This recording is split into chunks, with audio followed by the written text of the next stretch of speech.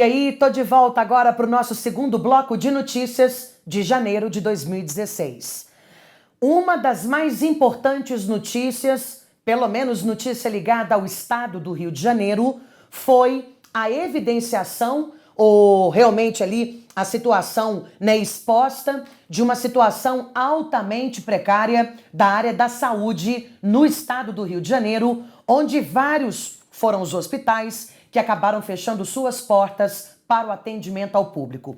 Trouxe uma foto aqui para ilustrar essa situação que está acontecendo no Rio de Janeiro. Olha o cartaz aí, devido à escassez de recursos, a emergência desta unidade encontra-se fechada. Está acontecendo uma verdadeira crise da saúde lá no Rio de Janeiro. E o problema, inclusive, fica cada vez mais exposto, já que a imprensa mundial vem acompanhando o que está acontecendo no Rio de Janeiro, já que agora em agosto vão iniciar-se os Jogos Olímpicos. Por falar nos Jogos Olímpicos, você lembra aí quais os nomes dos dois mascotes? O mascote das Olimpíadas é o Vinícius e o da Paralimpíada é o Tom, beleza? Homenagem à Bossa Nova. Olimpíada, então, que começa em agosto. Vai ser a primeira vez que um país da América do Sul sediará um jogo ou Jogos Olímpicos. E a segunda vez que um país do Hemisfério Sul vai sediar. Digo segunda vez porque a primeira foi em Sydney, na Austrália. Voltando à situação da saúde no Rio de Janeiro, o governador Pezão diz que o estado do Rio vive basicamente do petróleo. E como o preço do barril do petróleo anda muito baixo, inclusive ontem tinha verificado a cotação, estava em $29, e também, como agora o Rio de Janeiro está distribuindo os royalties, ou melhor, os royalties do petróleo que ficam ali na costa do Rio estão sendo distribuídos igualitariamente entre todos os estados brasileiros, o Rio acabou se sentindo aí prejudicado, porque uma gorda fatia dos recursos que ele vinha contando, ele já não pode mais contar. Bom, aqui na notícia tem dados sobre os recursos que faltam aí para o Rio de Janeiro. Há pouco mais de 6 meses do início das Olimpíadas, o estado do Rio vem enfrentando uma das suas piores crises financeiras, que vem sendo demonstrada pela situação precária do sistema de saúde, que vem apresentando filas, unidades em funcionamento irregular, salários dos profissionais de saúde atrasados, várias reclamações por parte da população e também da categoria de médicos, enfermeiros e técnicos e enfermagem, e é claro que também um estado aí de emergência que acabou sendo decretado pelo governador Pezão há 2 dias do Natal. Com repasses e também auxílios emergenciais que foram então solicitados à União e também à Prefeitura do Rio, a Saúde Fluminense recebeu 387 milhões de reais para uma ajuda aí, pelo menos naquela última semana do ano passado. Mas segundo o novo secretário de Saúde que assumiu a pasta, somente o setor da saúde está acumulando um déficit de quase 1,5 bilhão. Então você vê que esses quase 400 milhões não deu aí para fazer, de repente, há muita coisa, A gente sabe aí que o problema da saúde do Rio é realmente crônica. Já o orçamento total do estado tem atualmente 3 bilhões de déficit e proposto aí para 2016 79 bilhões. Então um rombo de 14 bilhões que precisa ser coberto através de receitas extraordinárias. É claro que a situação do Rio de Janeiro, ela é apontada pelos especialistas como um dos fatores que mais vão repercutir aí para a imagem da cidade durante as Olimpíadas. E aí eu volto a dizer para vocês que o lance do petróleo, esse importante hidrocarboneto, ele é que vai compor boa parte do orçamento do estado do Rio de Janeiro. Então o Rio está numa situação calamitosa e você sabe que não é apenas o Rio de Janeiro, você sabe que boa parte dos estados do Brasil não tem dinheiro. Hoje eles têm uma dívida maior do que a sua capacidade de arrecadação e a gente sabe que o presidente Dilma na esfera federal também vem apresentando os mesmos problemas. É por isso que a presidente Dilma, junto com os governadores de estado, vem pleiteando junto ao Congresso, junto ao Legislativo, que eles então aprovem a CPMF. O governo federal promete dividir uma parte desse imposto com os governadores e, em troca, espera que os governadores entrem nesse barco com a União para que a pressão seja feita em cima dos parlamentares. Já tinha te dito, inclusive, no outro bloco, que o governo brasileiro incluiu a CPMF, as receitas que ele vai contar da CPMF, no orçamento para 2016. Vamos ver no que vai dar isso aí. A situação é crítica e muitos especialistas enxergam 2016 talvez pior do que 2015. Vamos para a próxima notícia. Não saímos aí da mesma roda de assuntos, não. Né? A gente estava falando aí de crise e olha a notícia que me vem. Cresce o desemprego. Então o Brasil está atravessando aí o pior resultado, né? Desde o início da série histórica, desde 92. O Brasil só no ano passado fechou mais de 1,5 milhão postos, vagas de trabalho com carteira assinada. No ano de 2015, o total de empregos com carteira assinada caiu quase 4% se comparado com o ano de 2014. Os dados aí foram divulgados pelo próprio Ministério do Trabalho e da Previdência Social. Então, queria que você notasse aí que presidente Dilma enxugou o número de ministérios. E antigamente era um Ministério do Trabalho e do Emprego e um outro Ministério para a Previdência Social. O que presidente Dilma fez? Juntou novamente esses dois ministérios, né? E agora a gente tem apenas um único ministro comandando essas duas pastas, ou essas duas áreas que se tornaram uma pasta. Então, em 2015, quase todos os meses tiveram corte de vagas. Só em março o número foi positivo, mas em dezembro foi quase 500 mil de vagas aí a menos. O número de empregos cortados é o saldo, né? Ou seja, é o total de demissões menos o de contratações no período. No ano passado foram 17,7 milhões de contratações e quase 20 milhões de demissões, resultando aí nesse corte de 1,5 milhão de vagas.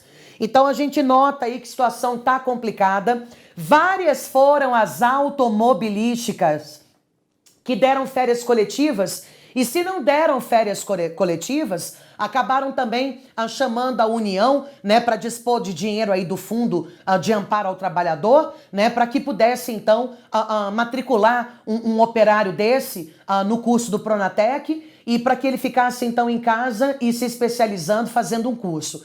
A situação está complicada aí na área trabalhista. A gente sabe que o desempenho da indústria automobilística não é dos melhores. Uma outra notícia que a gente também já tinha comentado foi justamente essa queda abrupta que o setor automobilístico sofreu então nas vendas dos automóveis, e a situação do Brasil está realmente complicada. Nós fomos rebaixados por 2 agências no ano passado. Essa nota rebaixada está nos custando caro agora. Muitas empresas, muitos investidores estão deixando de vir para o Brasil. Vamos voltar a falar da situação dos refugiados na Europa. Vamos falar agora aí de uma decisão polêmica do governo da Dinamarca.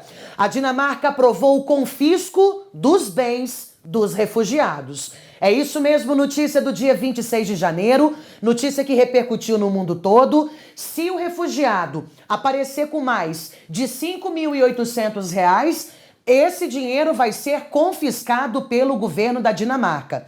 Se ele também vier portando joias, também serão confiscadas. Diz que a única coisa que salva são alianças ou objetos muito pessoais de cunho sentimental e familiar. Situação tá complicada para os refugiados na Europa. A gente já tinha visto que no Réveillon aconteceram estupros e assaltos na cidade de Colônia, na Alemanha, e é claro que aqueles que se colocavam contrários ao acolhimento desses refugiados encontram agora eco, encontram aí força no discurso por conta desses últimos episódios. Vamos ler a notícia agora. Nenhum refugiado poderá ter mais do que 10.000 coroas dinamarquesas, que equivalem a 1.340 euros ou R$ 5.870 na Dinamarca.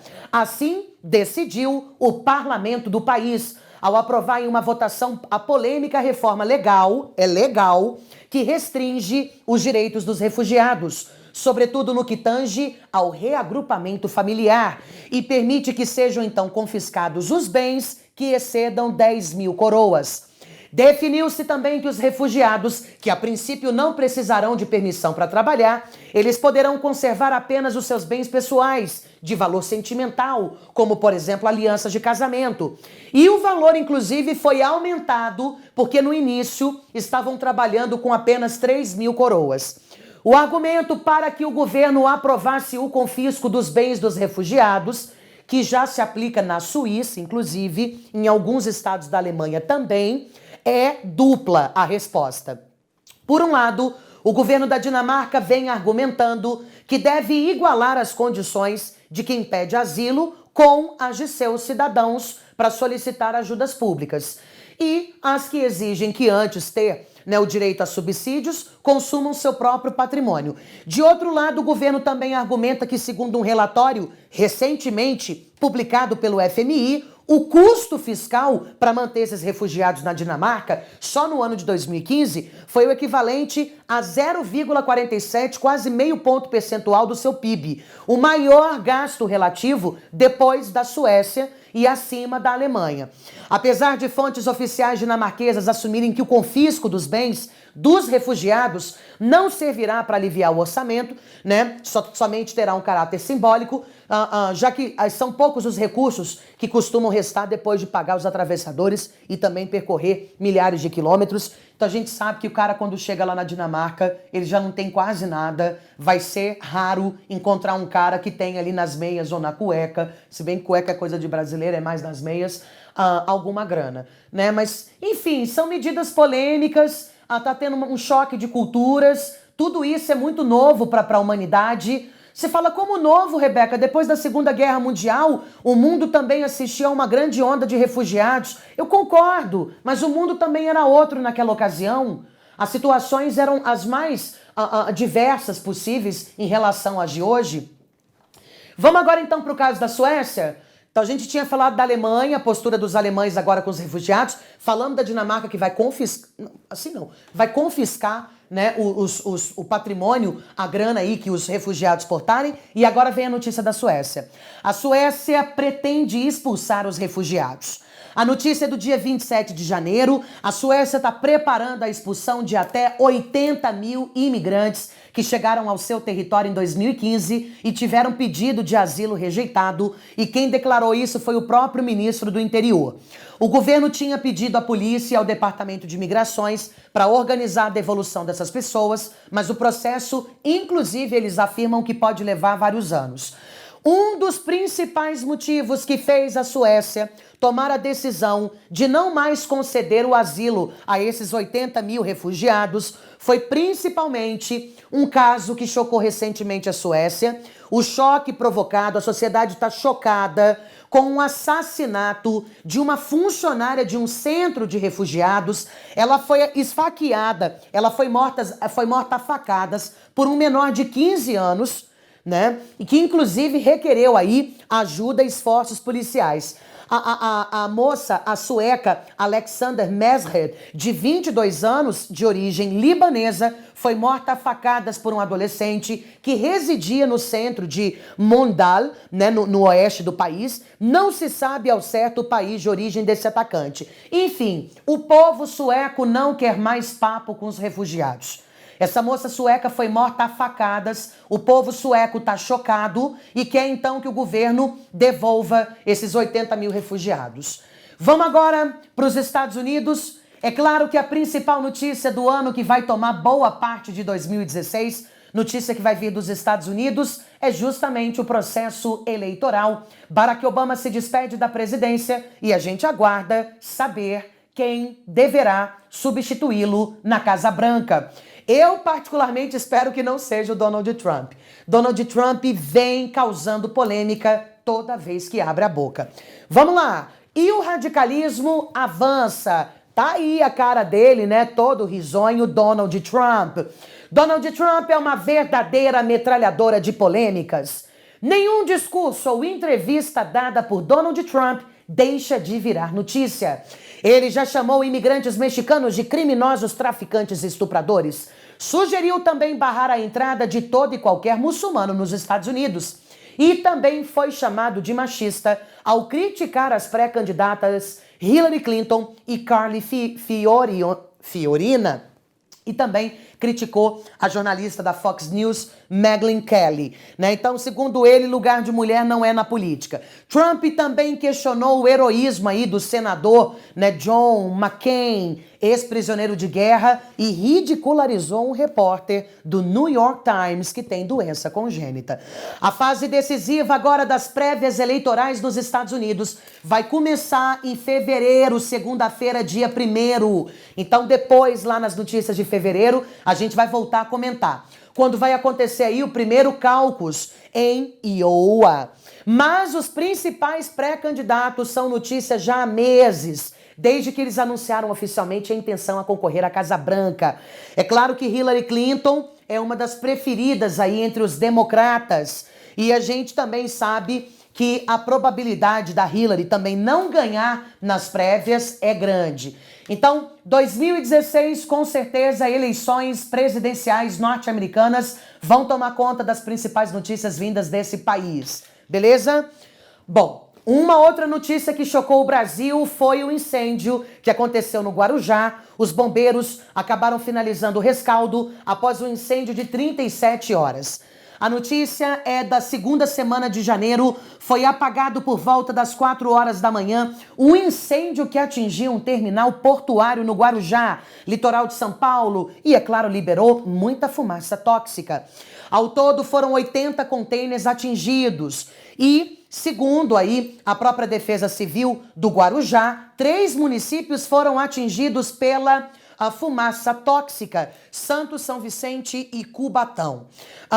Segundo aí o coordenador da Defesa Civil do Guarujá, ele não soube informar quais foram todos os produtos que vazaram, mas ele disse que começou pelo menos o incêndio num container que estava armazenando ácido de cloro, ok? Então tá. A população, inclusive, a que morava ali, que mora próximo a esse local, né, onde estavam reunidos ali, guardados os contêineres, a população teve que sair das suas residências em cima da hora, né? Bastante caos ali no litoral de São Paulo, e não é a primeira vez que um acidente desse nível acontece por ali. No ano de 2014, nós também já tínhamos assistido, né, a um acidente desse, também tinha pegado fogo um outro container em Santos.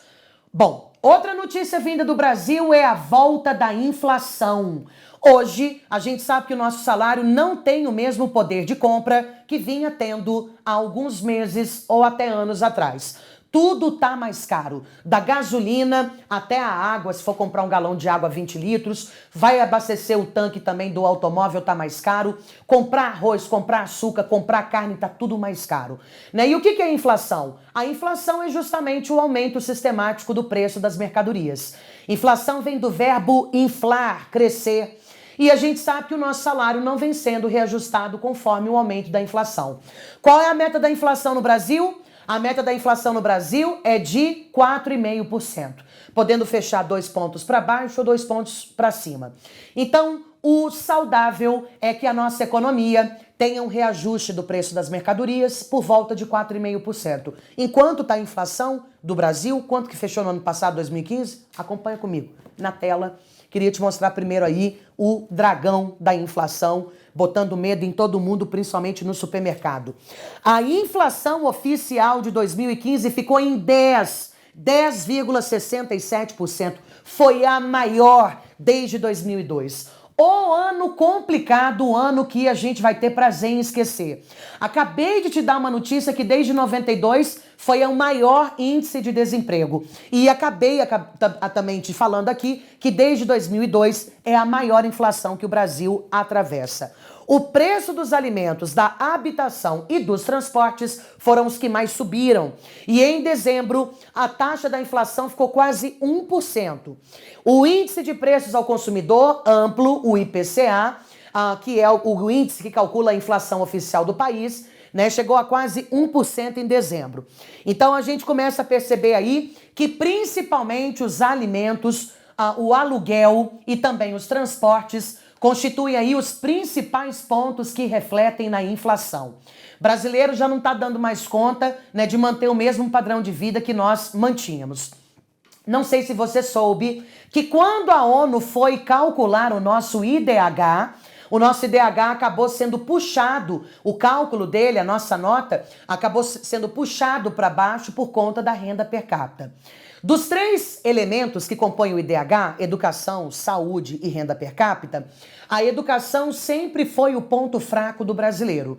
Mas no ano de 2014 para 2015, a ONU aponta que não foi a educação, que teria sido a renda per capita a principal responsável por puxar, né, a nota do Brasil para baixo. Beleza? Uma outra notícia também ligada ao Brasil é sobre a lama tóxica lá da Samarco, do município de Mariana, com o rompimento das barragens do Fundão e também a outra barragem que é a de Santarém. Uma coisa muito triste foi a notícia que nos chegou de que a lama tóxica teria chegado a um paraíso baiano, a ilha de Abrolhos. Abrolhos é a mais nova vítima da lama tóxica. Notícia do comecinho do ano 7 de janeiro, o paraíso marinho de Abrolhos, que fica no sul da Bahia, foi atingido pela lama. Segundo o IBAMA, tudo leva a crer de que se trata mesmo da lama das barragens da Samarco. Mas então, né, ainda estão sendo feitas análises para confirmar a origem da mancha. Imagina agora no carnaval o tipo de prejuízo que o município teve por conta dessa lama. Ninguém querendo entrar no mar, né? Então, a gente também tem que pedir aí, exigir da Samarco que arque com esses custos, né, que arque com esses prejuízos, principalmente que a população lá de Mariana, né, vem passando. Então, vamos ficar por aqui, depois eu vou voltar para te colocar a par das notícias de fevereiro, tá? Esse aí foi um apanhado breve das notícias de janeiro. E eu espero que você me acompanhe o ano todo para que mês a mês a gente possa então acompanhar o que de mais importante vem acontecendo no mundo e no Brasil. Fica atento aí porque a gente já sabe que uma das grandes notícias de fevereiro são as ondas gravitacionais, né? A ciência vem apresentando aí avanços significativos, tem muita notícia importante de fevereiro e aí eu te espero num próximo momento para a gente se colocar cada vez mais a par, né, do que anda acontecendo. Obrigada pela atenção e a gente se encontra, né, num próximo momento. Tchau!